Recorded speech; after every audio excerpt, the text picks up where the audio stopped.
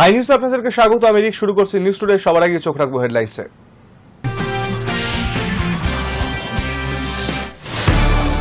কোনো বাঙালি কাশ্মীরে যাবেন না, মুসলিম অধ্যুষিত এলাকায় যাবেন না। ওমর আব্দুল্লাহ সফরের পরদিনই মন্তব্য শুভেন্দুর এই মন্তব্যের পর বিতর্কের ঝড়। নাবালিকাকে গণধর্ষণ করে খুনের ঘটনায় 5 বছর পর মিলল সুবিচার। জলপাইগুড়ির এই ঘটনায় 3 অভিযুক্তকে ফাঁসির নির্দেশ দিল জলপাইগুড়ির বিশেষ পক্সো আদালত। শীঘ্রই মহাকাশ সফর সেরে পৃথিবীতে ফিরছেন শুভাংশু শুক্লা। আগামী 14 জুলাই পৃথিবীর মাটিতে পা রাখবেন শুভাংশুরা। ফের বালুচিস্তানে জঙ্গিদের হামলা। ট্রেন হাইজ্যাকের পর এবার টার্গেট বাস। 9 জন যাত্রীকে অপহরণ, গুলি করে খুন। শীঘ্রই মহাকাশ সফর থেকে পৃথিবীতে ফিরছেন শুভ্রাংশু শুক্লা ও আরো 3 সহযাত্রী, জানিয়ে দিল নাসা। আগামী 14 জুলাই পৃথিবীর মাটিতে পা রাখবেন শুভ্রাংশু শুক্লা সহ আরো 3 সহযাত্রী। আন্তর্জাতিক মহাকাশ স্টেশন থেকে খুব তাড়াতাড়ি পৃথিবীতে ফিরছেন ভারতীয় বংশোদ্ভূত মহাকাশচারী শুভাংশু শুক্লা ও তার আরও 3 সহযাত্রী, জানিয়েছে নাসা। তারা সকলেই অ্যাক্সিয়াম 4 মিশনের অংশ হিসেবে মহাকাশে গিয়েছিলেন। নাসার কমার্শিয়াল ক্রু প্রোগ্রামের ম্যানেজার স্টিভ স্টিচ এক প্রেস কনফারেন্সে জানিয়েছেন, আমরা অ্যাক্সিয়াম 4 মিশনের গতিবিধি প্রত্যেকটা মুহূর্তেই পর্যবেক্ষণ করছি। এখনো পর্যন্ত পরিকল্পনা অনুযায়ী ওই মিশনের আনডক করার তারিখ 14 জুলাই, অর্থাৎ 14 জুলাই পৃথিবীর মাটিতে পা রাখবেন শুভাংশু সহ আরও 3 মহাকাশচারী। অ্যাক্সিয়াম 4 মিশনের ড্রাগন মহাকাশযান 25 জুন ফ্লোরিডার কেনেডি স্পেস সেন্টার থেকে শুরু করেছিল। প্রায় 28 ঘন্টা যাত্রা শেষে 26 জুন আন্তর্জাতিক মহাকাশ স্টেশনে পৌঁছয় এবং সফলভাবে ডক করে। নাসা জানিয়েছে, মহাকাশে প্রায় 18 দিন কাটিয়ে এবার পৃথিবীতে ফেরার সময় এসেছে এই 4 নভোচারীর। মিশনটির শেষ ধাপে তারা ড্রাগন ক্যাপসুল করে আন্তর্জাতিক মহাকাশ স্টেশন থেকে বিচ্ছিন্ন হয়ে পৃথিবীর উদ্দেশ্যে রওনা দেবেন। এই সময়ের মধ্যে মহাকাশচারীরা পৃথিবীকে প্রদক্ষিণ করেছেন প্রায় 230 বার। কক্ষপথে অবস্থানকালে প্রায় 250 মাইল উচ্চতা থেকে তারা পৃথিবীর অসাধারণ দৃশ্য বন্দী করেছেন ক্যামেরাতে, কাটিয়েছেন অবসর সময়। আবার দূর মহাকাশ থেকে পরিবারের সঙ্গে যোগাযোগ রেখে মন দিয়েছেন বৈজ্ঞানিক গবেষণায়। এই অভিযানই অ্যাক্সিয়াম স্পেসের তরফে কোনো বেসরকারি মহাকাশ মিশনের সর্বাধিক বৈজ্ঞানিক পরীক্ষা, সংখ্যায় 60টিরও বেশি। বায়োমেডিক্যাল সায়েন্স, নিউরোসায়েন্স, কৃষি, স্পেস টেকনোলজি, প্রযুক্তির নানা শাখায় এই গবেষণাগুলি ভবিষ্যতের মহাকাশ যাত্রা এবং পৃথিবীতে চিকিৎসা ও জীবনযাত্রার ক্ষেত্রে গুরুত্বপূর্ণ অবদান রাখতে পারে বলেই মনে করা হচ্ছে। Hi News Network. বাংলায় যেমন লক্ষ্মীর ভান্ডার, বিহারে তেমনি সোশ্যাল সিকিউরিটি পেনশন স্কিম।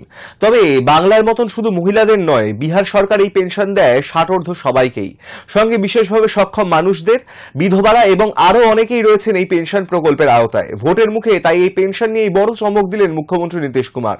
400 টাকা থেকে এই পেনশন এক লাফে বেড়ে হয়ে গেল 1100 টাকা।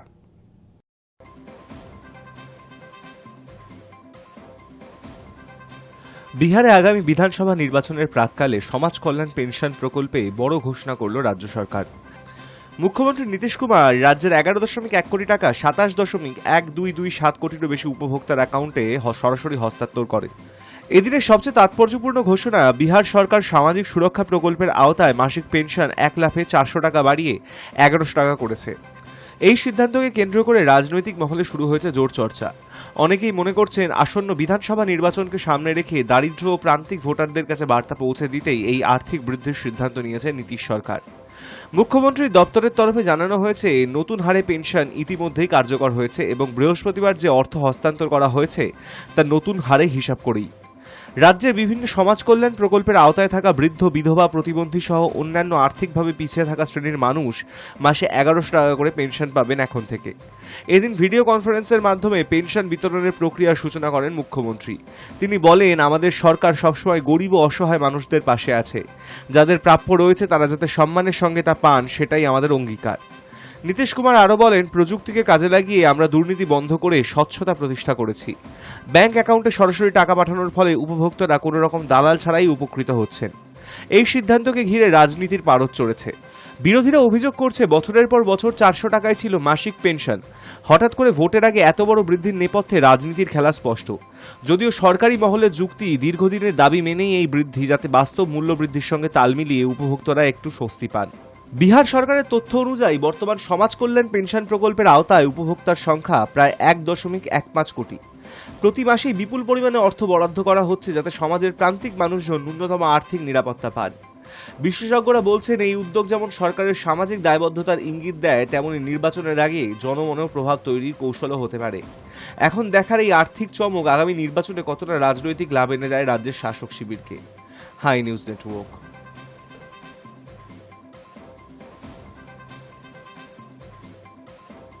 এবার পাকিস্তানের বিরুদ্ধে বালুচ বিদ্রোহীদের বড়সড় অভিযান অপারেশন বাম শুরু করলো তারা। সূত্রের খবর, গোটা বালুচিস্তান জুড়ে আক্রমণ চালিয়েছে বালুচ লিবারেশন ফ্রন্ট, তবে ক্ষয়ক্ষতির পরিমাণ এখনো জানা যায়নি।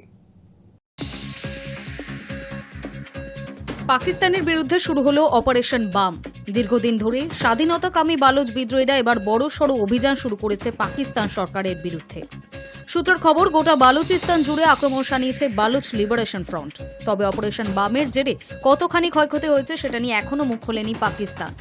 সূত্রের খবর, একসঙ্গে 4 জেলার বিভিন্ন এলাকায় 17টি হামলা হয়েছে। মঙ্গলবার গভীর রাতে মূলত সরকারি ভবন এবং সম্পত্তি লক্ষ্য করে হামলা হয়। বিএলএফ এর তরফে জানানো হয়, সামরিক ঘাঁটি, পুলিশ চৌকি, যোগাযোগ এবং প্রশাসনিক ভবনগুলিকে নিশানা করে হামলা চালিয়েছে তারা। পাক নিরাপত্তা বাহিনীর সদস্যদের যতটা সম্ভব ধাক্কা দেওয়াই এই অপারেশনের উদ্দেশ্য বলে জানিয়েছে বালুচ বিদ্রোহীরা। তবে পাকিস্তানের ক্ষয়ক্ষতির পরিমাণ এখনো জানা যায়নি। আপাতত বালুচিস্তানে আরও বেশি করে সেনা এবং আধা সেনা মোতায়েন করছে পাকিস্তান। উল্লেখ্য, প্রায় 20 বছর ধরে স্বাধীনতা চেয়ে আন্দোলন করছে বালুচরা। চলতি বছরে জাফর এক্সপ্রেসে হামলা চালিয়ে হইচই ফেলে দিয়েছিল বালুচ লিবারেশন আর্মি। কোয়েটা থেকে পেশোয়ারগামী যাত্রীবাহী জাফর এক্সপ্রেসের দখল নেয় বিদ্রোহীরা। 28 পাক সেনা এবং 26 পণবন্দির মৃত্যু হয়। মার্চ মাসের এই ঘটনার রেশ কাটতে না কাটতেই ফের পাকিস্তানে বড়সড় আঘাত হানল বালুচরা। অপারেশন বাম শব্দের অর্থ নতুন ভোর। এবার কি তাহলে স্বাধীন ভোরের লক্ষ্যে সফল হবে বালুচিস্তান? উঠছে প্রশ্ন। Hi News Network. ফের পাকিস্তানের বালুচিস্তানে জঙ্গিদের হামলা। ট্রেন হাইজ্যাকের পর এবার টার্গেট বাস। জানা গিয়েছে, একের পর এক বাস থামিয়ে 9 জন যাত্রীকে অপহরণ করে নিয়ে যায় একদল সশস্ত্র মুখোশধারী।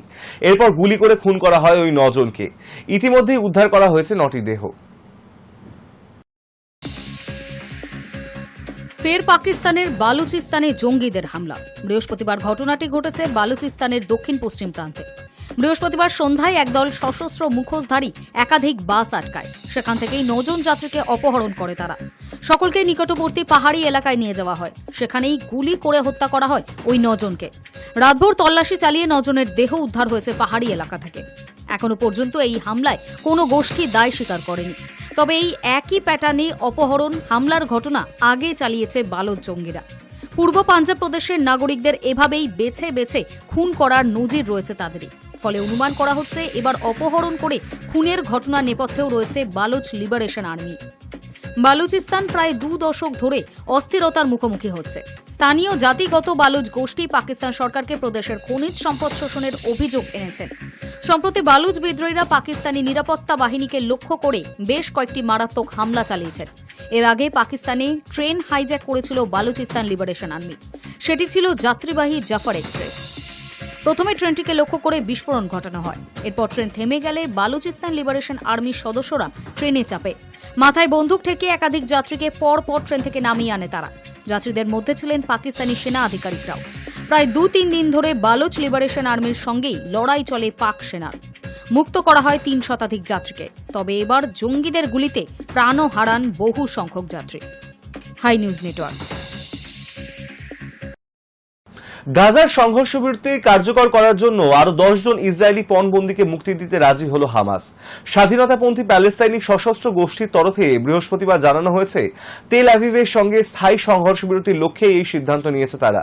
যদিও যুদ্ধবিরতি নিয়ে আলোচনার মধ্যে বৃহস্পতিবার গাজায় ইসরায়েলি সেনার হামলায় 74 জন প্যালেস্তাইনি নিহত হয়েছেন।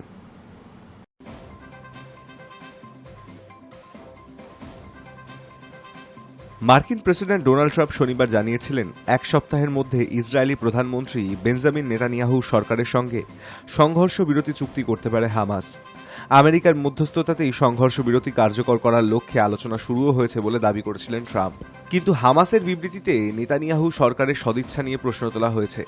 বলা হয়েছে, ইসরায়েলের একগুঁয়ে মনোভাব সংঘর্ষ বিরতি নিয়ে আলোচনাকে দুরূহ করে তুলেছে। গত মঙ্গলবার ট্রাম্প জানিয়েছিলেন ইসরায়েলের প্রধানমন্ত্রী বেঞ্জামিন নেতানিয়াহুর সরকার 60 দিনের যুদ্ধবিরতির জন্য প্রয়োজনীয় শর্তগুলি মেনে নিয়েছে। সেই সঙ্গে তিনি বলেছিলেন নির্দিষ্ট সময়সীমার মধ্যে সংশ্লিষ্ট পদক্ষেপগুলি যুদ্ধের অবসানের লক্ষ্যে কাজ করবে। হামাস নেতা তাহের আল নুনু বৃহস্পতিবার বলেন, হামাস সংঘর্ষ বিরতির সর্বশেষ প্রস্তাবে রাজি হয়েছে। সেই সঙ্গে আমাদের জনগণকে রক্ষা করা, গণহত্যা বন্ধ করা, সংঘর্ষ পুরোপুরি শেষ না হওয়া পর্যন্ত আমাদের জনগণের অবাধ ও মর্যাদাপূর্ণ যাতায়াত নিশ্চিত করা এবং গাজায় আন্তর্জাতিক সহায়তা প্রবেশের অনুমতি দেওয়ার বিষয়টিতেও অগ্রাধিকার দিতে বলেছি আমরা। High News network. গণছাঁটাইয়ের পথে হাঁটতে চলেছে আমেরিকার বিদেশ দপ্তর। বৃহস্পতিবার যুক্তরাষ্ট্রের বিদেশ দপ্তরের সহকারী সচিব মাইকেল জে রিগাস একটি অভ্যন্তরীণ বার্তায় কর্মীদের জানিয়েছেন তার কাদের চাকরি থাকছে তা খুব শীঘ্রই জানানো হবে। মার্কিন কূটনীতিকদের একাংশ জানিয়েছেন শুক্রবারই কর্মীদের কাছে ছাঁটাইয়ের নোটিশ পৌঁছে যাবে। দ্বিতীয়বারের জন্য আমেরিকার প্রেসিডেন্ট হওয়ার পরেই প্রশাসনিক ব্যয় সংকোচের কথা বলেছেন ট্রাম্প, আর তারপর থেকেই তার প্রশাসন একাধিক দপ্তর থেকে বহু কর্মীকে ছাঁটাই করেছে। অবশ্য এটি নিম্ন আদালতের রায় গণছাঁটাই প্রক্রিয়া কিছুদিনের জন্য থমকে ছিল। সম্প্রতি আমেরিকা সুপ্রিম কোর্ট নিম্ন আদালতের নির্দেশ খারিজ করে দিয়েছে। এই বিষয়ে আপাতত এগোতে পারবে ট্রাম্প প্রশাসন। ঘটনাচক্রে তারপরেই আমেরিকার বিদেশ দপ্তরে গণছাঁটাইয়ের খবর শোনা যায়। আমেরিকার বিদেশ সচিব মার্কো রুবিও অবশ্য জানিয়েছেন প্রশাসনিক ব্যয় কমানোর জন্য নয়, আমলাতান্ত্রিক ফাঁস কমাতেই গণছাঁটাইয়ের পথে হাঁটতে চলেছেন তারা। তিনি এও জানিয়েছেন যে আমেরিকা থেকে বিপ্লবী মতাদর্শ দূর করতে এবং সে দেশের মূল্যবোধকে রক্ষার স্বার্থেই নতুন করে সাজানো হচ্ছে বিদেশ দপ্তরকে। গত মে মাসেই এই পরিকল্পনার কথা প্রকাশ্যে এনেছিলেন রুবিও। ট্রাম্প বিরোধীদের অভিযোগ ক্রমশ কূটনৈতিক পরিসর কমিয়ে আনছে হোয়াইট হাউস। তারই অঙ্গ হিসেবে এই গণছাঁটাইয়ের প্রক্রিয়া শুরু করা হচ্ছে। মার্কিন দৈনিক নিউ ইয়র্ক টাইমসের প্রতিবেদন অনুসারে আপাতত বিদেশে বিভিন্ন দূতাবাসে যারা কর্মরত তাদের ছাঁটাই করা হচ্ছে না। আমেরিকার বিদেশ দপ্তরের বিভিন্ন পদে যে 18,000 কর্মী কাজ করেন তাদের মধ্যে 15%কেই ছাঁটাই করা হচ্ছে। পশ্চিম এশিয়া কিংবা ইউক্রেনে ভূ রাজনৈতিক ডামাডোলের মধ্যে এই কর্মী সংকোচনের সিদ্ধান্ত কেন তা নিয়ে প্রশ্ন তুলছেন বিরোধী ডেমোক্র্যাটরা। High News network. নিয়ে নিচ্ছে একটা ছোট্ট বিরতি।